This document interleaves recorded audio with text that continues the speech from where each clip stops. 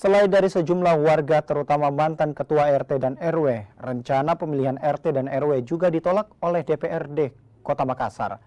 Menurut mereka, rencana pemerintah Kota Makassar menggelar pemilihan RT dan RW dengan sistem e-voting dapat menimbulkan kecurangan. Wali Kota Makassar Muhammad Ramdan Pemanto akhirnya membatalkan rencana pemilihan RT RW yang rencananya akan digelar akhir November 2022. Pemilihan RT RW pun ditunda hingga tahun 2024. Komitmen saya, pemilu RT RW Raya ini atau Pilkara ini harus dilaksanakan tahun ini.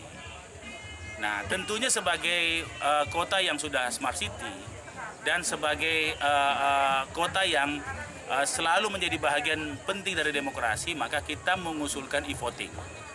E-voting ini adalah suatu sistem yang tidak bisa diintervensi oleh siapapun. Sebuah sistem yang sangat fair. Nah, akan tetapi saya melihat, orang melihat dalam kacamata yang berbeda. Sehingga ada terjadi perselisihan pendapat soal itu. Nah, karena ini ribut daripada tujuannya tidak tercapai, ya justru keributan nanti lebih bagus kita tunda.